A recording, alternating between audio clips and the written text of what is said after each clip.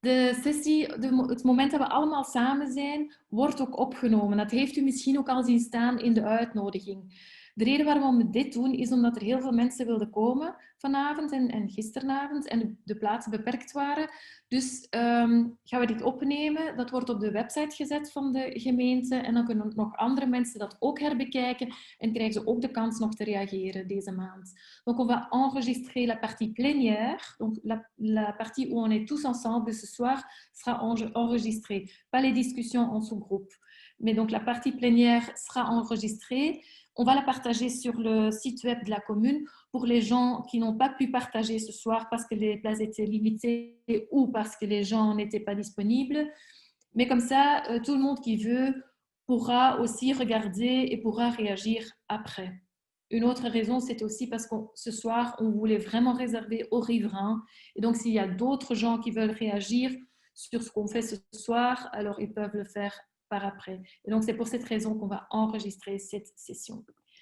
Et sur ça, je donne la parole à Lécheline. Dankjewel, Kathleen. Goedenavond iedereen. Bonsoir à toutes et à tous. Je suis heureux de vous voir si nombreux pour s'écouter et de dialoguer ce soir d'un sujet qui nous touche tous, car tout le monde se déplace. In de afgelopen maanden is de weginrichting in jullie wijk tijdelijk gewijzigd en veel inwoners hebben dienst mobiliteit en mijzelf al gecontacteerd om ons te informeren over hoe dat zij de nieuwe inrichting ervaren hebben. Comme Kathleen l'a déjà expliqué, l'objectif de ce soir n'est pas d'évaluer l'aménagement actuel, maar het helpt ons wel om oplossingen uit te tijd en last onderin aan het doelwijk te komen. De l'aménagement actuel, de mettre en œuvre le plan de mobilité régionale Good Move. Nous souhaitons, avec votre contribution, élaborer et mettre en œuvre un plan de circulation alternatif pour le quartier. Et c'est ce défi qui nous réunit ce soir. Being Great, Kathleen heeft het al kort vermeld, zijn ook een aantal mensen van de administratie vanavond aanwezig. Ik zou alvast, j'aimerais déjà remercier les gens de la commune, les agents qui sont là ce soir. Merci d'être là. Tot slot zou ik ook onze burgemeester, de heer Roberti, willen verontschuldigen. Niet tegenstaande wat er verschenen is in de pers, hebben uiteindelijk wel alle deelnemers die zich hebben aangemeld, hebben die zich kunnen inschrijven en ze hebben allemaal de link gekregen om vanavond deel te nemen. Dus er zijn effectief 200 mensen, of een beetje meer zelfs dan 200 geschreven. Van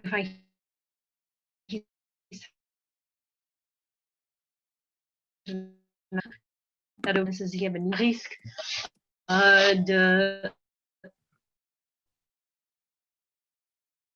Entendez encore?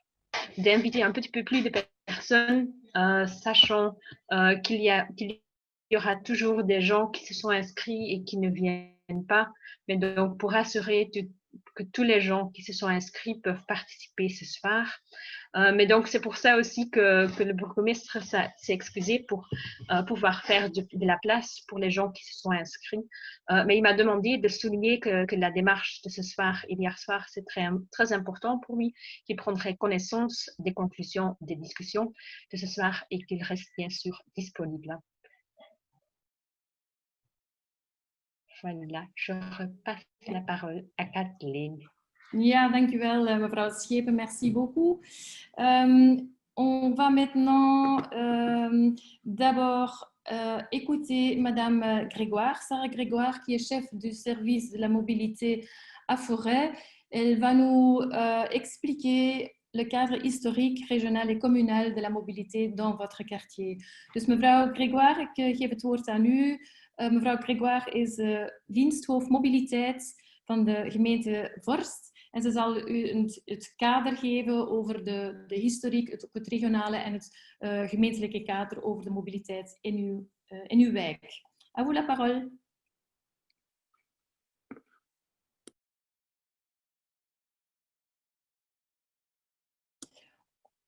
On ne vous entend pas, peut-être que votre micro est encore coupé.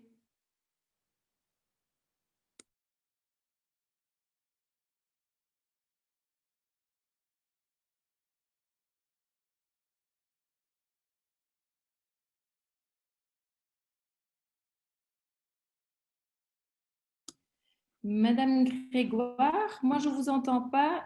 Est-ce que votre... Bonsoir, est-ce que vous m'entendez? Oui, maintenant on Oui, vous entend. désolée.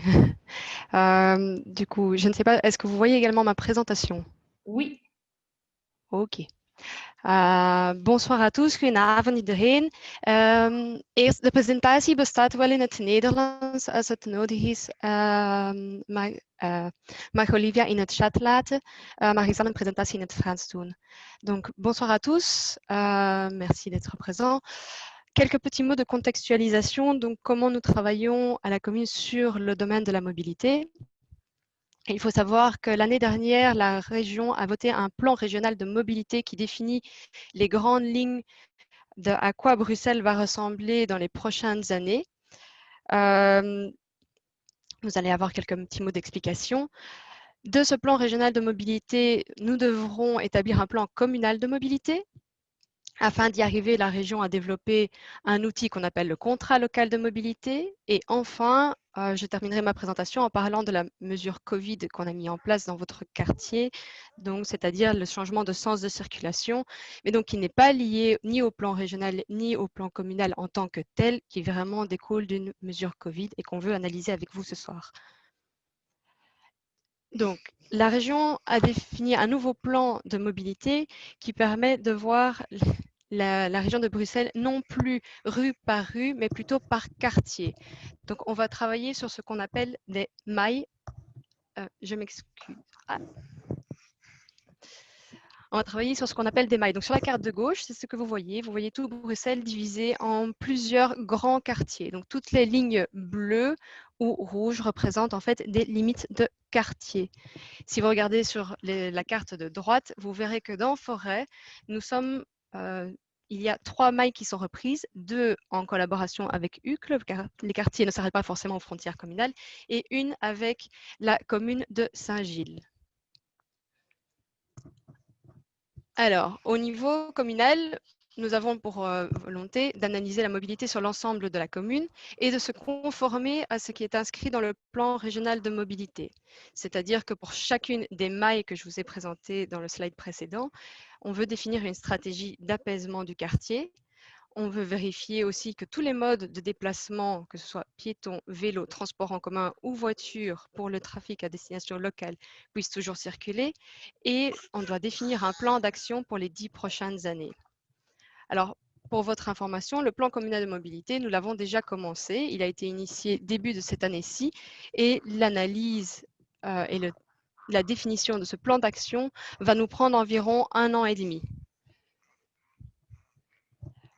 Alors, afin de réaliser tous les objectifs qui sont inscrits dans les différents plans, que ce soit régional ou local, la région a instauré ce qu'on appelle un contrat local de mobilité. Donc, c'est ce que vous voyez par CLM, si vous vous demandez ce que signifie cet acronyme. Le contrat local de mobilité, il permet à la région et aux communes de travailler ensemble sur la mise en œuvre de l'apaisement des différentes mailles. Et donc, c'est bien avec pour objectif d'améliorer le cadre de vie des habitants, de valoriser les centralités locales, donc là où il y a des commerces, et d'assurer le développement des réseaux piétons, vélos, transports en commun et voitures, comme je vous en ai parlé précédemment. Également, pour votre information, la commune, en fait, pour obtenir un contrat local de mobilité, il a fallu s'inscrire et remettre des candidatures. Nous avons remis des candidatures pour les 3 mailles, mais seules 2 ont été retenues, celle de Saint-Gilles qui commencera cette année et celle de Nerstal qui commencera en 2021. La 3e maille fera partie d'un objet plus spécifique dans le plan communal de mobilité et un contrat local de mobilité, tout comme notre plan communal de mobilité, comporte plusieurs phases, dont une étude de mobilité multimodale, et une réalisation des interventions qui est planifiée sur 5 à 10 ans. Enfin, le sujet d'aujourd'hui qui nous occupe, c'est donc dans le cadre du déconfinement, la circulation a été apaisée dans la chaussée de Bruxelles et dans l'avenue Massenet. Donc, on parle bien ici d'une fermeture de rue dans un contexte très particulier de déconfinement. On n'est pas du tout dans la logique encore du plan communal de mobilité, mais tout ce qui sera dit ce soir va venir enrichir notre plan communal.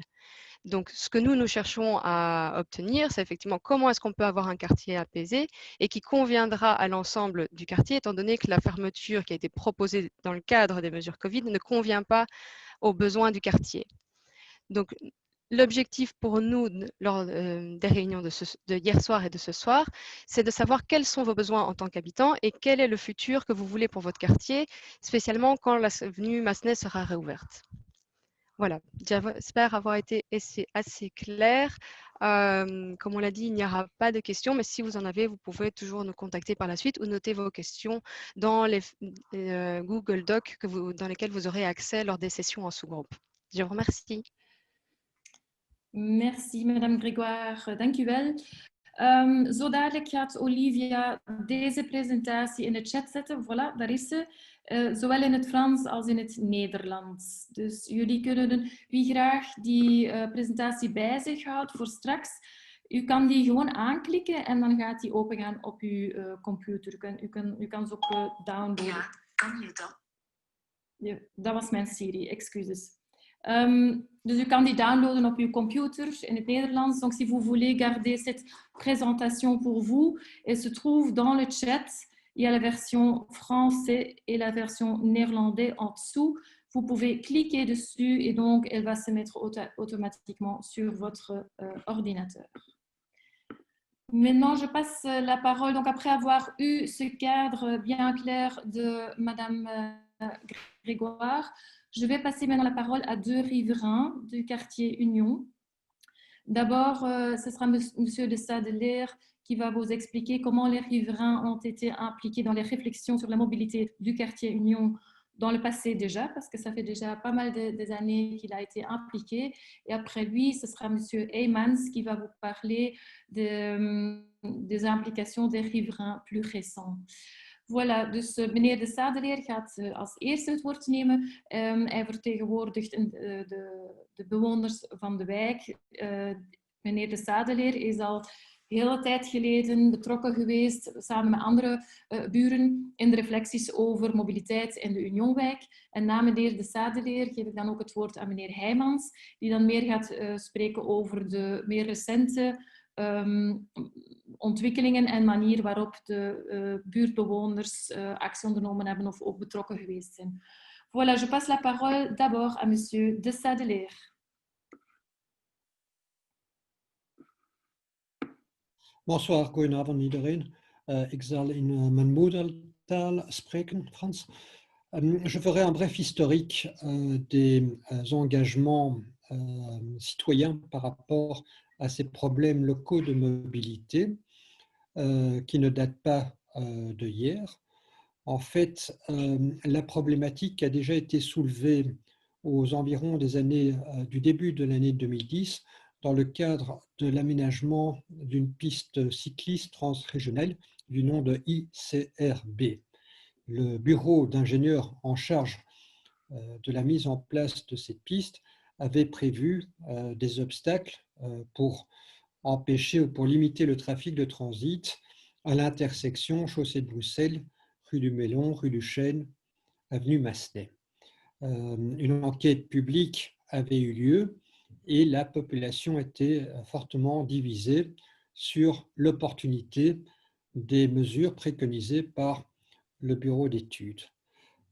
Par la suite, devant l'impossibilité de dégager un consensus, l'autorité communale a contacté une série de résidents du quartier qui avaient joué une part plus active dans ce débat afin d'essayer de dégager des perspectives constructives pour s'attaquer à deux choses: la vitesse trop importante des véhicules traversant le quartier et d'autre part la diminution du trafic.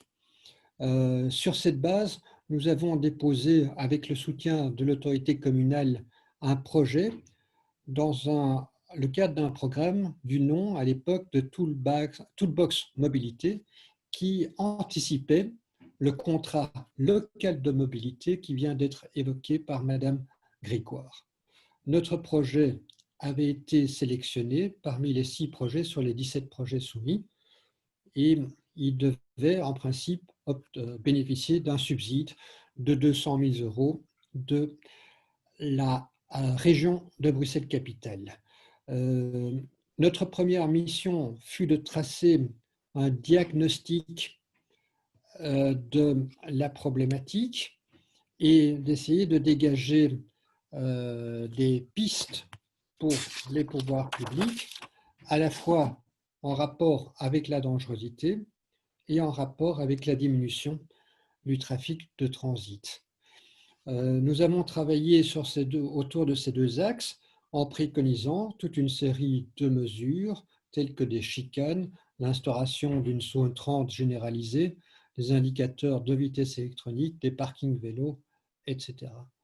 Le groupe pilote, après 1 an et demi de réunions, et je crois que c'est important de montrer que malgré nos perspectives relativement distinctes, toutes ces réunions se sont déroulées dans la bonne humeur, de manière constructive.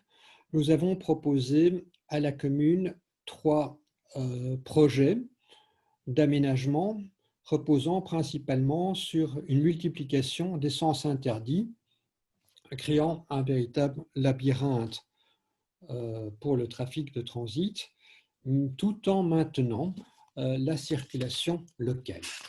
Donc, nous étions conscients que notre entreprise ne pouvait mener qu'à un consensus, tant il est difficile de trouver un juste équilibre entre les différents intérêts en présence. Ces propositions ont été soumises au conseil communal à la fin 2012. Malheureusement, il n'y a pas eu d'appui de la part de l'autorité communale de l'époque. Cela étant dit, certaines mesures ont vu le jour grâce à des investissements régionaux dans le cadre de cette piste cyclable ICRB. Notamment, ce sont les différents aménagements le long de la rue du Melon et en contrebas dans le quartier. Donc, nous avons eu le sentiment, et je parle au nom de M. Binamé, M. Pirsoul, M. Caputo, M. Van Roy, M. Loris, qui étaient impliqués dans ce groupe de réflexion, d'avoir pu faire avancer la réflexion et d'avoir pu convaincre les autorités de la nécessité de prendre un certain nombre de mesures, mais nous sommes néanmoins restés sur notre faim en nous rendant bien compte qu'en absence d'une solution globale pour le Gardier, la situation du trafic de transit ne pourrait qu'empirer au fil du temps. Dank u wel voor uw aandacht. Je vous remercie. Merci, dank u wel, meneer de Sadeleer. Voilà, je pense que c'était très clair. On a bien eu une vue historique de votre part. Donc maintenant, je vais passer la parole à monsieur Heijmans, qui va parler plutôt de ce qui passe actuellement. Dus meneer Heijmans gaat nu het woord nemen. Hij vertegenwoordigt een ander wijkcomité en zal nu praten over wat er vandaag gaande is, op welke manier de wijk betrokken wordt. À vous la parole, monsieur Heijmans. Bonsoir à tous, goedenavond iedereen. Je vais aussi parler en français, c'est ma langue maternelle. La présentation que je viens d'entendre, c'est facile de rebondir dessus. Bien sûr, en fait, depuis lors, le trafic du transit a beaucoup augmenté. Et donc, nous sommes quelques citoyens du comité, enfin du quartier d'abord, ici, quartier Union, à nous être retrouvés autour d'un vrai ras-le-bol de ce trafic du transit qui est de plus en plus envahissant. Et donc, le comité quartier est délimité plus ou moins par la chaussée de Bruxelles, l'avenue Massenet, l'avenue Marie-Henriette, Van Volksem et Van Halen, en gros. Et donc, on s'est retrouvés sur ce constat-là et on s'est dit qu'il fallait agir en tant que citoyen. Et au-delà du trafic de transit, notre projet va au-delà de ça, c'est-à-dire qu'on voudrait aussi favoriser une vie de quartier plus agréable et plus conviviale. Donc, les animations qu'on a organisées cet été ici, Chaussée de Bruxelles, en était un exemple et je pense que beaucoup de personnes ont apprécié ce qu'on a organisé ce mois d'août. Dans le cadre de ce comité de quartier, on a organisé deux enquêtes par Internet. On a distribué, dans un premier temps, en septembre 2019, 1500 flyers dans toutes les boîtes postales du quartier. Et 141 personnes, citoyens du quartier, ont participé à un petit questionnaire qu'on avait publié sur Internet. Je ne vais pas donner les détails, mais en gros, en tout cas, ce qu'on peut dégager déjà, c'est que 78% des personnes qui ont réagi étaient tout à fait conscientes que pour eux, le trafic de transit était un problème. Donc, ils ont affirmé qu'en effet, pour eux aussi, pas que pour nous, le trafic de transit était un problème. Une deuxième enquête a été réalisée, enfin petite enquête à notre niveau bien sûr, en mai 2020, donc juste au début du déconfinement. Là, on a distribué 2500 flyers dans toutes les boîtes postales du quartier. 269 personnes ont réagi, dont 216 habitants du quartier. Et là, les chiffres sont encore plus éloquents, puisque là, 80% des répondants étaient tout à fait positifs à l'idée de réfléchir sur un quartier apaisé. Et ça a été accompagné de commentaires et de diverses propositions. Il est important pour nous de dire que d'abord, on n'est pas contre les voitures. On souhaite que le quartier reste réservé au trafic local. On voudrait vraiment limiter pour pouvoir annuler le plus possible le trafic de transit. Nous ne souhaitons pas non plus, nous ne défendons pas l'idée qu'il faut fermer des rues à long terme. Ce n'est pas l'idée. Je pense qu'on peut tout à fait, nous pensons qu'on peut tout à fait réaliser un apaisement du quartier sans fermer des rues.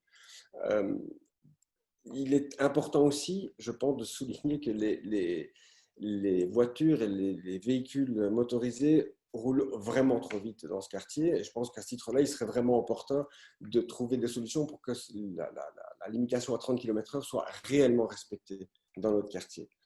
Nous pensons que l'avenue Massenet fermée n'est évidemment pas une solution à long terme.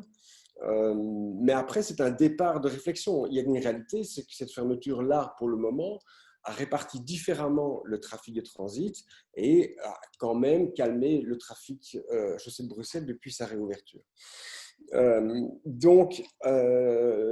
Voilà en gros nos positions, nos propositions. Alors bien sûr, on a des propositions concrètes par rapport à la façon de réaliser ces objectifs, mais en même temps, nous ne sommes pas des experts en la matière, donc ça, je pense qu'il est plutôt en effet un bureau d'études de prendre les choses en main. Bien sûr, il y a la solution magique des caméras intelligentes, mais ça, je pense que budgétairement, ce sera peut-être compliqué dans un premier temps pour la commune.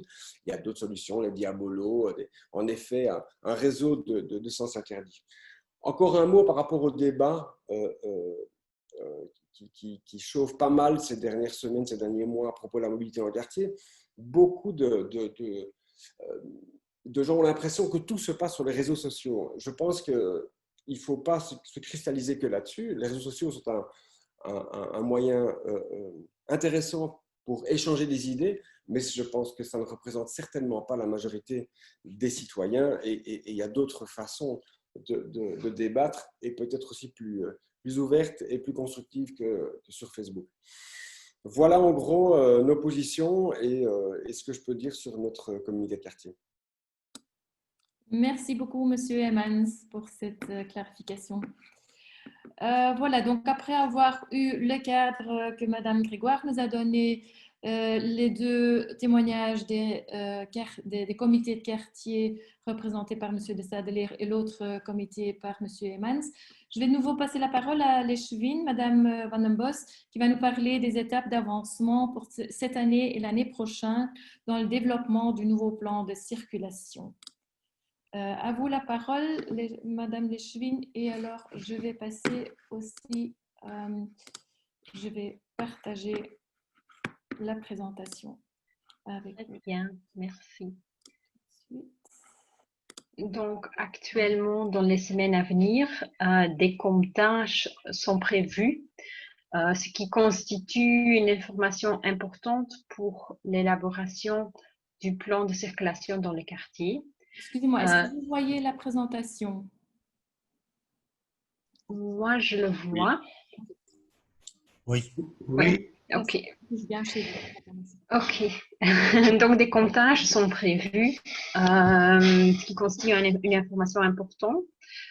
Et d'ici la vers fin novembre, les données de ce comptage ainsi que les résultats, les conclusions de ce soir et de la soirée d'hier seront traités par le bureau d'études en matière de mobilité avec lesquels la commune de Forêt travaille ensemble. Par la suite, tu peux mettre le prochain slide, Kathleen. Par la suite, une proposition d'aménagement alternatif sera élaborée et devra être soumise pour avis à différents organes. Quels sont ces différents organes? C'est un avis technique de la police sur la circulation, un avis des services d'urgence qui évalue l'impact sur leur temps de déplacement, la commission de mobilité interne à la commune, le collège des bourgmestres d'Échevin, et en outre, une zone de hypercoordination est active sur les communes de Forêt et de Uccle. Il s'agit d'une commission de coordination des chantiers afin d'optimiser la coordination, la tenue et l'information des chantiers et afin de rassembler les différentes parties prenantes autour de la table. Pourquoi je vous dis ça? C'est parce qu'il y a plusieurs grands chantiers en cours et prévus à Forêt. Donc, il y a maintenant encore en cours un grand chantier dans la rue Saint-Denis. Il y a des grands chantiers en travaux en cours à l'altitude 100. Il y aura encore des grands travaux autour de la place Saint-Denis dans les années à venir, également pour l'avenue Van Volksem.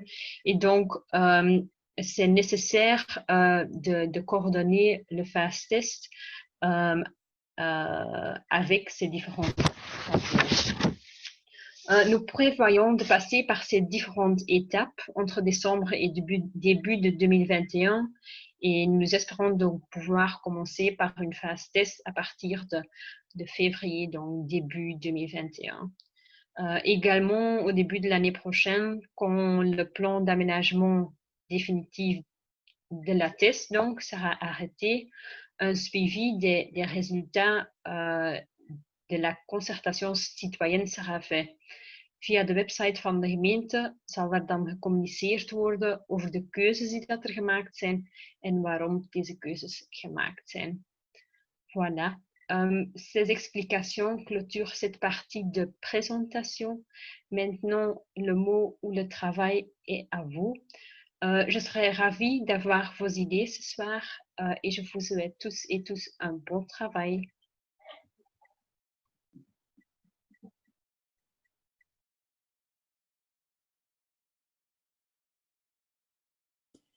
Merci beaucoup, Madame Leschwin.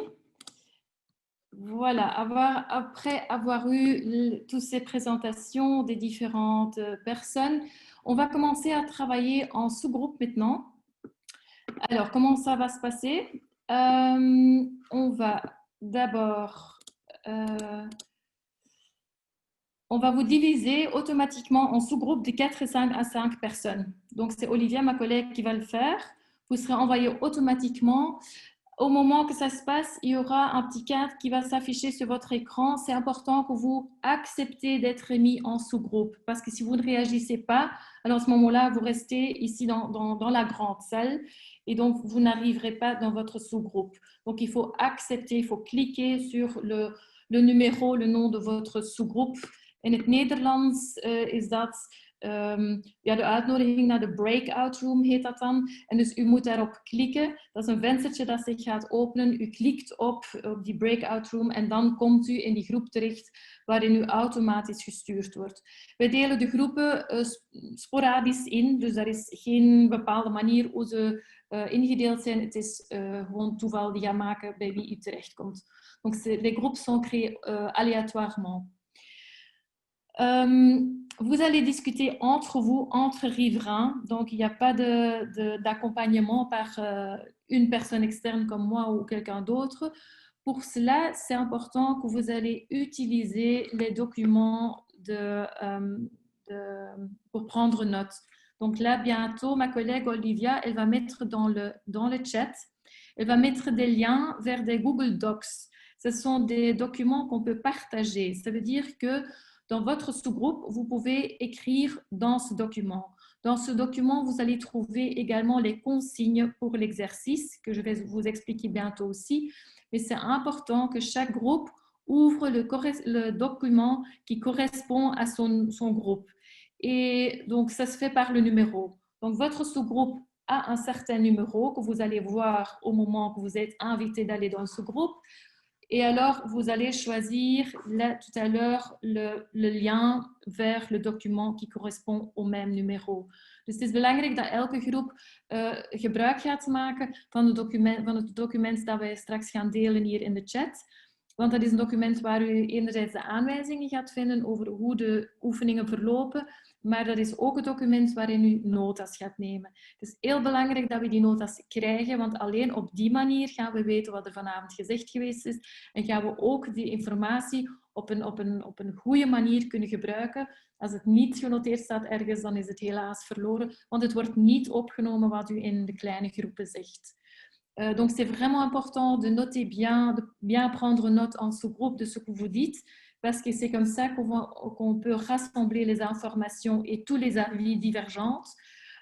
Sinon, si on n'a pas ces traces, alors à ce moment-là, on n'aura pas les informations parce que les discussions en sous-groupe ne sont pas enregistrées. Donc, vous voyez maintenant la liste que Olivia vient de mettre dans le sous-groupe, dans le chat. Il y a 23 groupes. Donc, tout à l'heure, quand vous êtes envoyé dans un groupe, faites bien attention au numéro qui sera indiqué sur votre groupe. Si jamais vous oubliez le numéro, au moment que vous êtes dans le sous-groupe et vous bougez un tout petit peu avec votre souris, alors le numéro va s'afficher au-dessus de votre écran. Par contre, c'est tout petit. Malheureusement, c'est comme ça dans le système. Mais donc, il y a moyen toujours de retrouver le numéro. Pour ouvrir le document, il suffit alors de chercher le bon numéro. Vous cliquez sur le lien en bleu à côté de ce numéro, et alors le document va s'ouvrir. Je propose que dans chaque sous-groupe, vous désignez une personne qui va être le rapporteur ou la rapportrice et qui va prendre note. Cette personne peut partager son écran avec les autres à travers le share screen en bas de la page, de l'écran. Et donc, idéalement, ce serait plutôt quelqu'un qui a l'habitude de travailler avec une plateforme comme Zoom ou une plateforme similaire.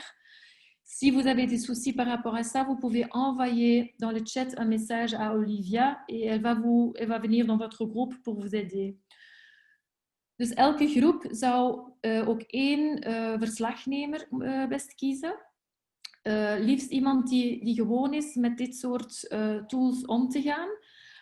Dus u kiest dan het document dat hetzelfde nummer draagt als uw groep. U klikt op die link en het document gaat opengaan. U kan dat dan delen met uw groep via share screen. Mocht nu niemand in